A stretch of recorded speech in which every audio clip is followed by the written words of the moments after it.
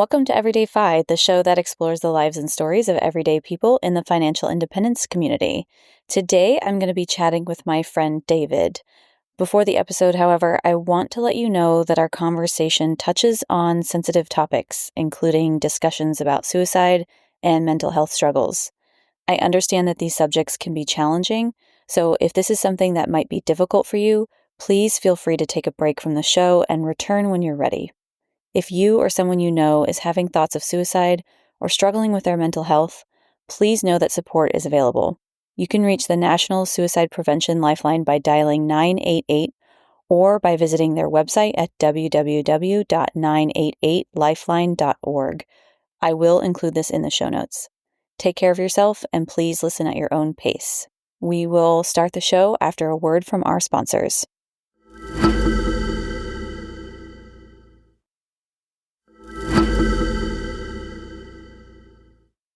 Hey, everybody. Thanks for tuning in. Today, I'm going to be talking to my buddy, David, who I know from Camp FI, and some of you might know him because he probably told you to quit your job. David, how are you doing? Why don't you introduce yourself? I'm doing really good. I'm David. I've known about FIRE for about 6 years, but I've been actively going to things like Camp FI for the last 3 years. I grew up in Arizona. I lived there most of my life until I was about 22. And then when I was 22, I joined the Navy for reasons unknown. I just kind of did it as you do. And so I was in the military for about 12 years, stationed all up and down the East Coast, and then a little bit of time in Hawaii. And now I live in Northern Virginia because that's where my wife lived. We started dating about 4.5 years ago, and we were a long distance for a couple of years. And then I took orders in Norfolk, Virginia, which is about 4 hours away from her. So then we were seeing each other every weekend. And then I got out of the Navy in 2022 and we moved in together, and then got married in 2023. So we've been married for a little over a year now. I'm not retired, but I'm not working. So yeah, somewhere in between. I got out of the Navy, like I said, in 2022, and I was off work for about 9 months. I went back for about 3 months for a short contract job as a financial counselor on a military base in Poland. So that was kind of cool. I got to make money and yeah, I live in Europe for a little while. I will say I wouldn't do that again if I couldn't take my wife with me because I was pretty lonely out there. It was a cool experience. It was kind of a fun job. It's not exactly what I like doing, but I got to talk about money with young service members and help teach them how to live within their means and how to invest and the power of investing and all the stuff that I wish I would have learned when I was 18 or 19. I got to do that with them. So I did that for about 3 months. And then after that, my wife, who was working full time as a government employee, she took what was supposed to be a 6-month sabbatical. She started that in August of last year. And we started doing a lot of traveling. We went to Arizona to see my mom, and then we went to Texas for Camp FI. And then we actually left from there to go to Bali for something called the FI Freedom Retreat, which, if you guys haven't heard about, that's something that Amy Minkley puts on. She lives in Bali. She's from America, but she lives in Bali. And she had always wanted to do an event with the FI community out there because she really loves the Balinese people and their culture. And she loves the FI community. So she put that event on last year. And me and Ashley went and did that. And then we stuck around. I think we were there for almost 2 months, which is really cool. So anyway, long story short, my wife took 6 months sabbatical and then extended that for another 6 months. And then this past August, when they said, hey, you got to come back to work, she realized that she's actually really enjoying being off and all the freedom that provides. And so she went ahead and resigned. So yeah, now both of us are not working, at least not W-2 jobs. I have a financial coaching business, which I've done for about 3 years and just now starting to treat it like a real business and actually monetize it. Sort of unclear answer is that I am not retired, but I'm not done working either. I think that we probably have enough money that we could cover our core expenses forever, but probably with not a lot of extra frills. But like I said, we're not really done working. Yeah, that makes sense. I have a lot of questions because that was a great intro to you. And one that stuck out to me is you said you joined the Navy, but you don't know why. And I'd like to dig in a little bit more to that. Did you have family who were in the Navy? Did you get recruited after you said you were 22, right? After college? I'd like to know more about joining the Navy because I've talked to Doug Nordman and then, of course, Devin, and both of them joined the military, and Devin's still in the military, and Doug, he was a Navy man too and just absolutely adored it. Lives in Hawaii now as well. And so I'd just like to know more about that story a little bit. Sure. Yeah, it's funny that you mentioned Doug Nordman. Yeah, he was actually a submariner. He was an officer and I was enlisted, but we both did a similar job. Granted, he did his decades before I joined. But yeah, so what happened was that I was 21. I worked for an internet provider out in Arizona, and I'd done that job for about 3 years since I was 18. And we were an internet startup. And so I was like kind of a network administrator, if you will. Right. And at that time, I was like, yeah, I guess this is what I'm good at, doing networking type stuff. And I'll keep doing that forever. So I was doing that, and then this guy who actually he was a temp employee. His wife was in the Navy, and he was kind of telling me about it. And I was like, "Oh, that sounds kind of interesting." You go and see the world, and you're on a ship, and I could do my IT type work on that ship. So I went on to the Navy website and I filled in my information, and I thought they were just going to mail me a brochure. But what happened is that they called me like right away, and they said, "Hey, we've got a recruiting office just a couple of miles from you in Tempe, Arizona. And we'd love to have you come down and answer your questions and blah, blah, blah." And I said, okay. So I went there during lunch and they told me a little bit about the Navy and the process for joining and stuff. And they said, yeah, the next step is we want to have you take the ASVAB test to kind of see what jobs you might qualify for. And they had me come in, I think it was the next day or the day after that. And what they didn't tell me is that I wasn't just there to take the ASVAB. Going to MEPS, the Military Entrance Processing Center. I don't know what MEP stands for, something like that. But anyway, when you go to MEPS, you're not just taking the ASVAB, you're actually there all day long, which I was not aware that that was going to be an all day thing. I had told my boss that I was going to be gone for the morning, and I ended up not going to work that day. So anyway, you actually do medical exams and all this other stuff in addition to the actual exam. But anyway, I went there, took the ASVAB, stayed all day, did the medical stuff. And at the very end of the day, they actually have you swear in. So it's me and a bunch of other kids. We're 21 years old, and some of them are 18. And you actually raise your right hand and swear your oath of allegiance to the United States and all of this stuff. Now, at the time, I thought that I was just in, right? I was like looking around and I was like, well, everybody else is doing this. I guess I'm doing this too, that sort of peer pressure thing. And I didn't understand back then that was not binding at all. In fact, even people that go to basic training, if you raise your hand and say, hey, this isn't for me, like they'll just send you back home in basic training. But I didn't know that at the time. And I remember I went home that night and I was like laying in bed and I was like, what the hell did I just do? So anyway, but at that point, I had to go to weekly meetings at the recruiting station. They kind of like, really the meetings ostensibly there to teach you things before you go to basic training. So you're not coming in totally just like blank slate. But really, I think it's to keep tabs on you, make sure that you're staying out of trouble and that you actually report to basic training when you're supposed to. Because it was about 11 months before I actually went to basic training. There's something called that delayed entry program where while you're waiting for the opening for your job to start, you're just kind of, on hot standby, going to these weekly meetings. So anyway, I did that until June of 2010, and then I actually shipped out to boot camp. And so I was 22 by that point. Went to boot camp, and that was definitely a culture shock. It's just 8 weeks of, getting yelled at, totally different environment that I was used to. But after about 3 weeks, you kind of get used to it. You get into a routine and it actually becomes kind of fun. So anyway, I did boot camp and I went to about 2 years of training for my job. I was a nuclear mechanic, and so it requires a lot of training. So I did that for a couple of years. And then I went to my first boat. I was on the USS West Virginia Gold, and I was there for about 4 years. And then I did a couple of years of instructor duty at the Nuclear Training Command in Charleston. And then I went to my second boat out in Hawaii. It's funny looking back on it because I really had no intention of joining. I just wanted a brochure. And it was sort of my go with the flow and non-confrontational attitude of, I guess I put up my right hand with everybody else and swore in. So I guess I'm in. And that ended up being a 12-year part of my life. So it's kind of funny how life works out.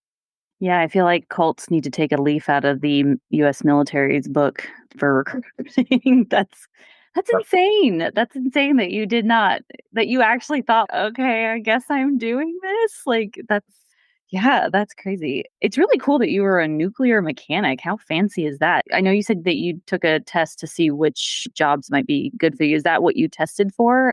Yeah, that's a really good question. No, originally I was going to do IT stuff. So there's actually an IT job in the Navy. It's called a rating. Your rating is your job. So there's an IT rating. And so I originally signed up for that. I took the ASVAB and I qualified for that job. And I signed up for, the program was SECF. It's Submarine Electronics Computer Field. And then when you get that, you actually split into one of four jobs, like a sonar technician, a radioman, or IT, and then something else I forget. But that was my plan. I was like, okay, well, I'm used to IT stuff, so I'll do that in the Navy. That'll be cool. I'm doing IT on a ship or whatever. And the Navy really needs nuclear enlisted people, right? There's not enough of them because they it's a lot of training, and the program is quite difficult, and it's kind of a sucky job. And so not a lot of people necessarily want to do it. And then on top of that, you can make a ton of money as a civilian nuclear power plant worker. And so the Navy loses a lot of people to that. And so because of that, they have to kind of compensate. They give us really fat reenlistment bonuses to entice us to stay in. And there's some extra monthly pay that we get and everything. What happened was they saw my ASVAB score, and it's hard to find people to be nukes, and then it's hard to keep them in. And so the recruiters basically told me like, oh, you should really sign up for nuke. And I said, oh, what do nukes do? I didn't even know what nuclear power was back then. And I said, oh, what do nukes do? What is their job? And he didn't even know. He was like, oh man, everybody wants to be a nuke, but they're really selective. You'd be crazy to turn it down. And I was like, oh, okay, sounds good. I had no idea that he did not know even what the job really was. But um, Again, the cult leaders need to take a page out of this book. That's crazy. yeah, I have no ill will towards any of my recruiters. I know sometimes military recruiters can be quite shady, and sometimes they flat out lie about certain things. I really think that he just didn't know. I think my recruiter was, I don't know, he was an aircraft carrier, like an Airedale, which is the people that like guide the planes in and everything. So he had no idea what the other jobs were. But they're under a lot of pressure to both recruit and recruit for specific jobs, right? So I have no ill will towards anybody. And frankly, I don't know if I could go back in time if I would have changed anything. You know, it was a totally new job and it was interesting. I had a real appreciation for science and engineering, all the stuff that I learned when I was in nuclear power school. So that part was kind of cool. And I will say that the job sucks enough that it makes every other job seem amazing after that. Every job after that has just been an amazingly fun deal. So that's how I got into that. So you stayed in the military for 12 years, right? And so was it mostly the pay from this job? Did you finally end up enjoying it at all, or did it continue to suck forever? Yeah, that's a really good question. It was, I think, probably mostly the pay. I didn't know about fire until much, much later on, until about 8 years into my career. And I'd already re-enlisted twice, right? So I was already pretty deep into my career by the time I heard about that. And yeah, I was definitely attracted by the bonuses. The bonuses are substantial. I mean, like they, every quarter they change the bonuses depending on recruiting goals and retention goals and things like that. But the other people in the military that don't get these bonuses are going to be mad when I say this, but they give bonuses of up to $100,000 for reenlistment. Yeah. And so the way it works is you get half of that bonus up front. They take out some for taxes, obviously. And then you get the remaining portions of it for the remainder of that enlistment, basically 1/5 of the remainder every year for 5 years. And so those bonuses are no joke. And it really keeps people in because for a lot of people, they spend all that money and they become dependent on those bonuses. And so they have to keep reenlisting. Plus, once you've been in for long enough, if you make it to 20 years, you get a really generous pension. And so generally speaking, once people have stayed in for 10 years, they're probably going to stay in for the full 20 years because there's this sort of golden handcuffs that keeps you in till that time. But you didn't stay in for Yeah. 20 years, right? So why is that? Well, this is a complicated question. When I heard about fire in 2018, I was already saving a lot of money. I had gotten really good with finances. I was investing a huge amount of money. And plus, I was making a lot. So I was able to invest a large portion of my paycheck. Plus, I was getting these reenlistment bonuses. So I was already heavily invested, right? I had a big, at the time, I think I maybe had 150,000 in savings, right? Invested. And this is back in 2018. So since then it's gone way up. And I was miserable in my job, right? I was struggling with pretty severe burnout, pretty severe mental health issues that I was not addressing. This is a big problem in the military. People have mental health issues that they don't address because they are afraid of losing their job. They're afraid of being taken away from their command. They're afraid of becoming a burden on other people because they're no longer able to do their work. And I definitely suffered from that. So in 2018, I was kind of resigned to the fact that, well, I'm already obligated for 12 years. I'll probably just stay in because the money is good. I'm used to the job and it sucks, but I'm used to it. I'm just going to stay in. And then in 2018, I was on shore duty. I was on instructor duty and we were doing something called field day, which is when you spend 4 hours just deep cleaning the boat. So I was like in a bilge somewhere, mopping up some oil from the bilge. And this guy, his name's O'Toole. So O'Toole, if you're listening out there, you really had a big impact on my life. You don't even realize it. He comes up to me and I only kind of loosely knew this guy as a colleague. And he said, oh, I heard you're into investing. And I said, yeah. And we talked about the things we invest in. And he said, my wife and I are investing money so that we can retire in 10 years when we turn 40. And I was like, what the hell are you talking about? Nobody retires when they're 40. You retire when you're in your late 60s with 10 million bucks or whatever. And so he told me about the Mr. Money Mustache blog. And I went home and I read probably 10 or so articles from that website that night, including the sort of famous article, the shockingly simple math behind early retirement. So that was kind of a life-changing conversation. I think about if I had been in a different part of the boat, that he didn't see me or he didn't have that conversation, how different my life would be. Because I met my wife, my current wife, through the fire community. All my friends are in the fire community. And my feelings around money have significantly changed being in the fire community. And I talked about before the mental health issues I was going through. If I had felt like I needed to stay in, I'm pretty sure I wouldn't be alive right now. I was struggling pretty bad with depression, suicidal ideation, and things like that. At that time in 2018, my marriage, I was previously married, my marriage was sort of imploding. And that was for a lot of different reasons. But the military, and this is not, I'm not blaming the military for this, but like when you're dealing with mental health issues and you're in an extremely stressful job and a job that keeps you in an isolated environment for months at a time. And often there are a lot of people in the military who can make your life a living hell, right? If you think about like in high school, there was like bullies, kind of like that in the military, but the bullies are adults. And oftentimes nobody does anything about them. And so it's just a very negative environment. And so learning about fire in 2018, it made me realize, oh, I don't need to stay in for 20 years. So I made the decision at that point to not re-enlist again. And things kind of took a turn. I got divorced. My wife and I had already split up, or I think that was like right around the time we were splitting up. And I moved out and we started the divorce process. And I took an assignment in Hawaii because I kind of just emotionally wanted to get as far away from Charleston as I could, and was still dealing with like really bad mental health issues. And I was afraid to get help from a real psychologist because, again, I was afraid of being taken away from the boat. I was afraid of being a burden. I was afraid that people would think I was making it up. It's kind of a mentality in the military that people who say that they're having difficulties, that they're just like trying to get out of doing their job, things like that. I was afraid of all of those things. And so I was not getting help. And there were many times when I was not just thinking about suicide, but actually going and purchasing sleeping pills and things like that. And then I would throw them away. Right. And it got worse and worse over time. And so it kind of culminated in 2020. It was a combination of a lot of different things. I was under an extreme amount of stress. I was the division leader for a group of 5 personnel. And I wasn't frankly very good at managing people. And I would often blow up at my guys because I was like dealing with mental health issues that I wasn't really dealing with. And I was unable to really manage them. And I was one of the toxic leaders, basically. So anyway, I was going through all this stuff, managing this team of people, and I wasn't doing a good job. And then COVID was happening and we were very isolated. Everybody was so isolated. And I remember all I did was work and go home. And if I had a day off, I didn't even get out of bed. I was suffering really bad. And it actually got to the point where I tried to commit suicide. This is in early 2020.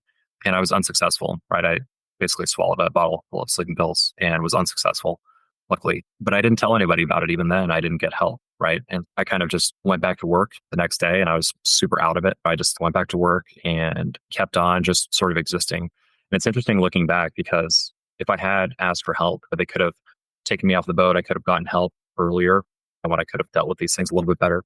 And during this time, when I was still going to work every day out of this sort of sense of duty and obligation and not wanting to be a burden on people, but I wasn't really doing my job. When you're constantly on the verge of suicide, you're not getting anything done. You're not being a good leader. And so I really put my division in a bad spot by not getting help and ultimately the boat. Later on in the year, this is before I met Ashley. We were going underway. And I think we were probably, I don't know, 4 or 5 days into this underway period. And like many times before, I started getting really suicidal. And sometimes it would only last for a few hours and sometimes it would last for days. And when it lasts for days, that's the really dangerous time period because that's when you start making plans and actually executing them.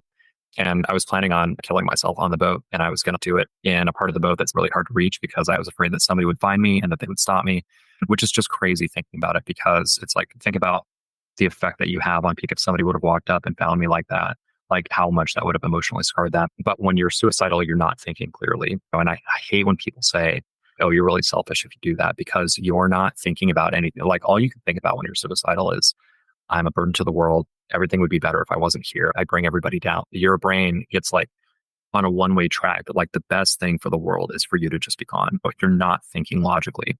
So anyway, yeah, I was planning on doing it. And luckily I would fade in and out of these moods. And I faded out. And that was when I realized I was like, holy shit, I was actually going to do this on the boat or whatever. So I went to my supervisor and I was really afraid. I was really afraid that he would think that I was lying or something like that. But I went to him and I said, hey, I got to talk to you. And I told him that I was thinking about doing that. And he was so supportive. He said, holy shit. He had no idea that I was like going through that. And he immediately told the chain of command. They got me off the boat. They actually had a boat come out and meet us out to sea, and they took me back the next day and had me see a psychologist and everything like that. And it's a really weird feeling because I was sort of just, you know, in a few hours taken off the boat. My boat was out to sea, and all I could think to myself was like, God, I can't believe I'm screwing these guys over. There's so much stuff coming up. I just dumped this whole workload on everybody else. And I started seeing this psychologist in Hawaii, this Navy psychologist. And I really didn't take the sessions very seriously because, and I think maybe it was a subconscious thing, but like all I wanted to do was get back to the boat. All I wanted to do was get back and not dumping this workload on everybody, right? Not be abandoning my guys. Submarines are very small crews, right? And I was the leader of one of the divisions. And so this is really putting them in a bad position. And so all I could think about was like, I have to get back to the boat. I have to get back to the boat. And so I think that probably influenced the way that I acted during those sessions. You know what I mean? In what I said, that I was feeling better and things like that. And so I went back to the boat probably a month later, right? I was really pushing to get back. And so I did. I think this must have been around July, right? July of 2020. I went back to the boat and I thought that I was okay, right? On my conscious level, I was like, oh, I'm good to go. I'm healed, right? I'm good to go. And I went back to the boat and it was just the same, right? I was under a huge amount of stress. I was not able to really take the time I needed to work through these mental health issues that I was dealing with.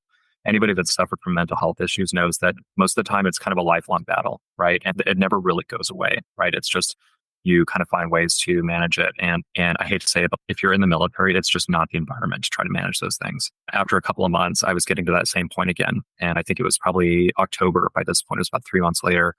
I had to go to my chain command and say, I'm sorry, I can't do this anymore. Because it was a long weekend and I was getting to that point where I was starting to make plans again. And I was like, I can't do this. By that time, I had actually met Ashley, and I'm really glad that I have her because she encouraged me to go and turn myself in. And I'm glad that she did because I wouldn't have. And I really, I wouldn't be around today if I had stuck around.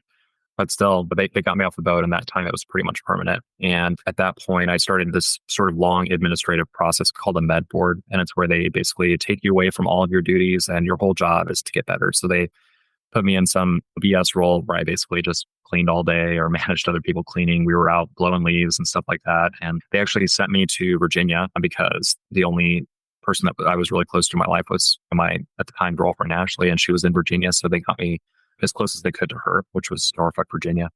And again, they had me doing some desk job, some menial work while I went to these therapy sessions and things like that. But during the med board process, they're basically trying to figure out, okay, can we get this person healthy and return them to sea? Or do we need to process them out? And ultimately, they made the decision that they needed to process me out. And what's sort of interesting is that my original exit from the military was supposed to take place in July of 2022.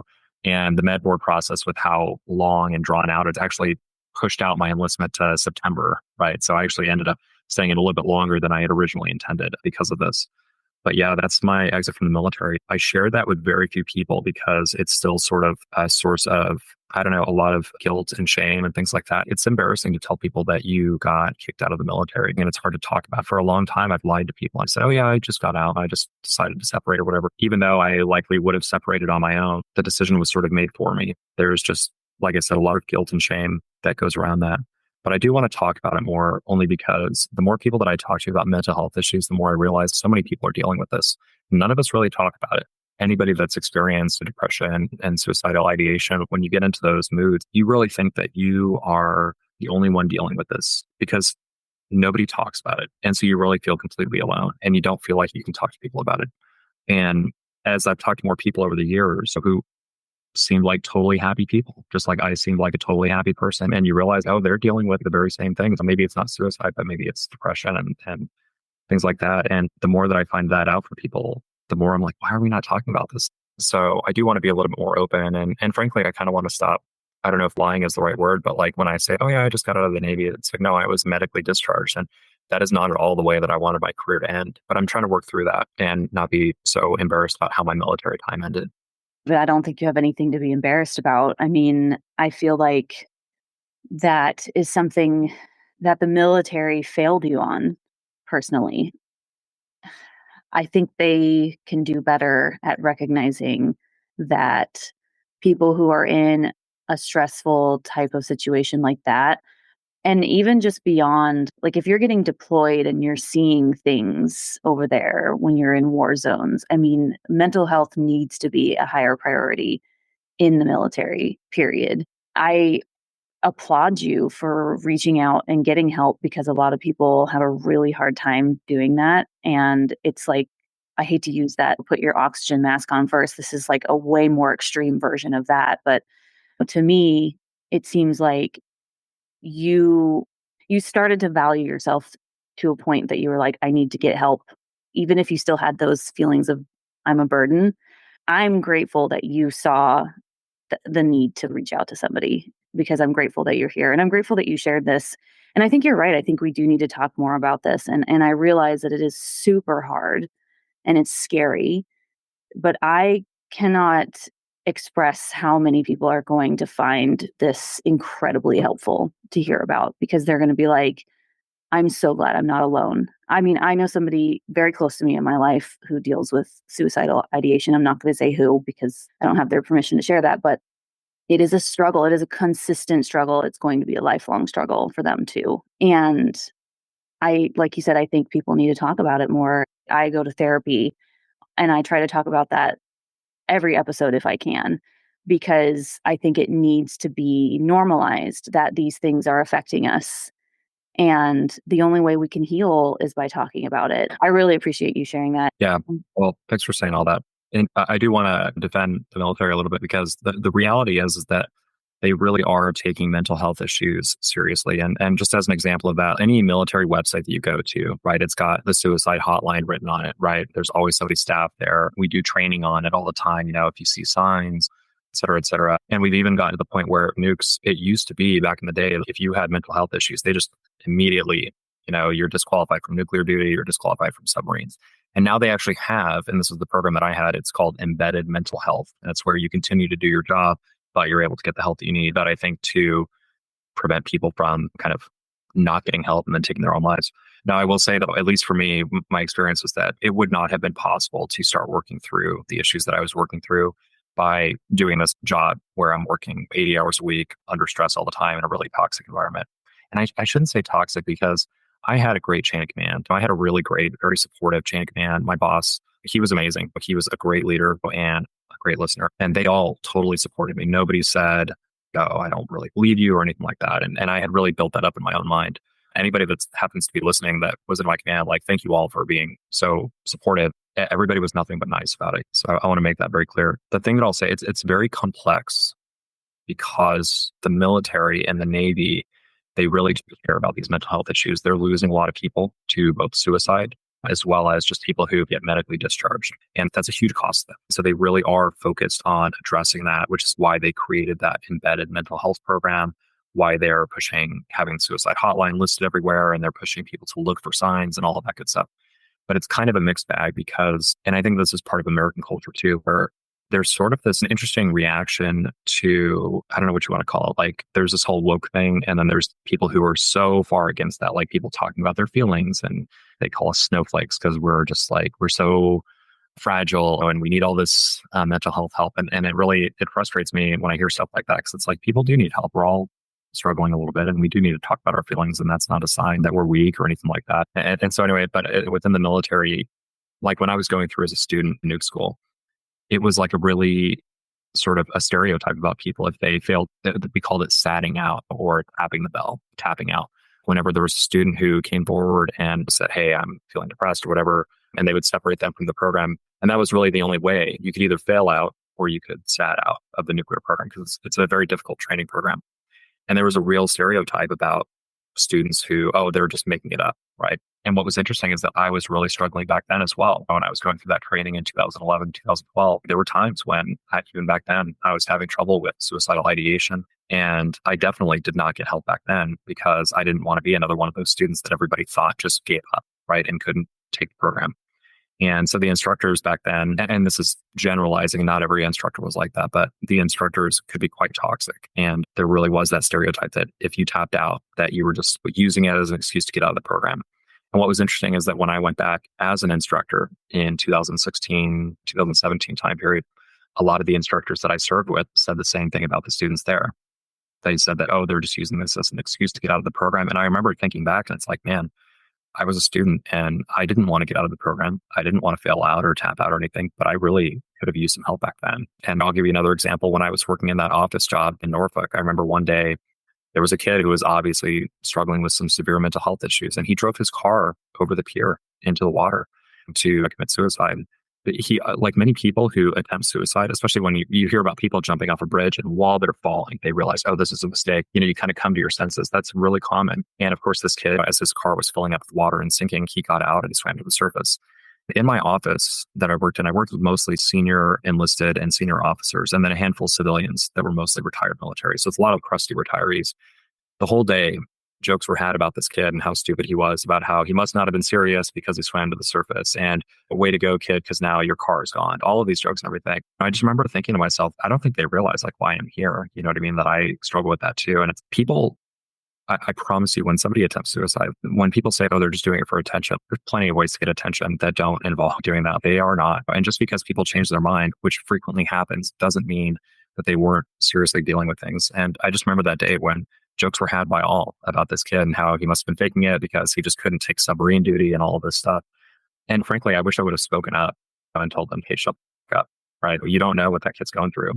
That's another very interesting thing is that, like I said, when it was me on my boat, everybody on my crew, my chain of command, they were very supportive. Nobody ever gave me any indication that they thought that I was making it up or anything like that. And it seems to me that when it's somebody that we know personally, right, we take it seriously. But when it's somebody that we don't know, we just assume, oh, they're just making it up because they want attention, because they want to get out of their job, because they can't take their job anymore, whatever. And so it's sort of these opposing forces where the Navy itself really wants to combat this issue. But within its ranks, there is sort of this stereotype still that people are just doing it to get out of their jobs or they're doing it for attention or whatever. And so it's these two opposing forces. The reality is most Navy leaders are good people and they're good leaders. There's some toxic people. And I think that the other good leaders are not doing enough to self-police and kind of correct their colleagues, which I think could help out a lot. But I want to make it very clear, like my personal situation, my leadership was great, very supportive, and I'm really thankful that they were. Yeah, and I thank you for defending them because I definitely don't want to target an individual. I think when I was saying that they failed you, I was thinking at a systemic level because individually speaking, I feel like people are very good. But at a systemic level, I feel like we have issues that we need to work on throughout the whole country, right? And I think what I was thinking about is there's a reason why there's this stereotype, and there is probably a way that the military could try and combat that stereotype when people join, right? The fact that kids think that you sad out, like there could potentially be some sort of training about, hey, mental health is very, very important, and give examples too to kind of teach that compassion. Because then if you make people, it's compassion is kind of like a muscle. If you make people exercise it, they're going to feel it more for other people. And that's what I meant. Like on a systemic level, I feel like the military could do better. On an individual level, it's always going to be some people are really great and some people are not. I will say for the older folks who are in the military, I'm not defending this at all, but I can only imagine that they are probably going through some really terrible traumas themselves. And this is the only way they know how to deal with it is laugh at it, is bury it, because that's their generation. My father was in the military. He fought in Vietnam and he's blown off a boat. He doesn't even remember being blown off a boat. And my grandfather, his father, fought in World War II and could not talk about it, like never talked about it. And I love them both, but it was very hard for them to express their emotions in any sort of healthy way, even to this day. And so it's not an excuse, but it is a reason. And it makes me sad for them. It makes me sad that they didn't get the chance that we're getting now as younger generations to seek out mental health and it be okay. So I'm glad that we're talking about this because, like you said, it needs to be talked about. Yeah, 100%. It's deeply uncomfortable, but I don't know, you're kind of just like reinforcing the problem if you just stay silent about it. But the one thing I'll add is that you brought up your dad and your grandfather who obviously were in combat roles and suffered obviously some PTSD. And maybe have never been dealing with that. And I know on a logical level, I should not feel shame. I should not feel guilt and shame over what happened or how I got out. But I still have that inside of me and I'm still working through that. And that's part of the reason I don't talk about it a lot. But the other thing that you kind of reminded me of is the mental health. You talked about your dad and your grandfather who experienced these really traumatic events. And I was in an engineering role. I was on a submarine and we haven't fired a torpedo at an enemy since 1945. You know what I mean? I've never been in combat. I've never experienced a time where my life was even in danger other than maybe like the boat flooding or catching fire or something like that, And so that's another reason why it's a little bit hard to talk about some of this stuff because it's like, I didn't get shot or I didn't watch my buddies get blown up like a lot of like people in the Army and the Marine Corps, like they're stationed in the Middle East and they witness just these horrific things. And there is sort of that sense of, well, and I know logically this is not true, but it's like, well, why am I not able to deal with this? I didn't even watch any of these super traumatic things. And yeah, mental health, it does not care like what you're dealing with. It doesn't matter if you're dealing with issues from your childhood or issues with like you had somebody die or whatever it is that you're going through. Your brain does not care that this wasn't some super traumatic event. It's still something that you struggle with. We call that the trauma Olympics, and I'm not about that. Everybody's trauma is different and everybody's trauma is valid. Yeah, 100%. I was going to say, I hope your dad and your grandfather, if they aren't already getting like healthcare from the VA, they certainly qualify for it. And I do hope that they use some of the sort of mental health resources that the VA offers because it's really helpful to talk about it, but it's really helpful to talk with a psychologist, somebody that can unpack everything that's going on in your mind, right? Because the human mind is so complicated. And sometimes we think that, oh, nobody can help me. Oh, it's too late to work on this, but it's not. So yeah, I hope that they're able to reach out and get some help with that. Thanks for saying that. Thank you for listening to part 1 with David. If any part of today's episode was difficult for you, please remember it's okay to take a step back and prioritize your well-being. If you or someone you know is struggling, please reach out for support. The National Suicide and Crisis Lifeline is available by calling 988, or you can visit their website at www.988lifeline.org. I encourage you to check in with yourself or a loved one, and as always, take care of yourself. You matter. In part 2 of David's story, we will be diving into his FI journey, so make sure to tune in next week. Thanks for listening to the EverydayFI podcast. If you're loving the show, here are some things you can do. Number 1, subscribe in your favorite podcast player and share the show with your friends and family. Number 2, please leave a review. I'm always looking for ways to improve the show. Number 3, check out my website, EverydayFI.com, where you can listen to all the episodes and leave comments for myself and the guest. Number 4, if you're interested in sharing your own financial independence story, you can find a submission form at everyday-fi.com/podcast. And finally, number 5, join my Patreon membership for only $5 a month at patreon.com/everydayfi podcast. This is a one-woman show, so every little bit counts. See you next time as we continue to go down the path to financial freedom.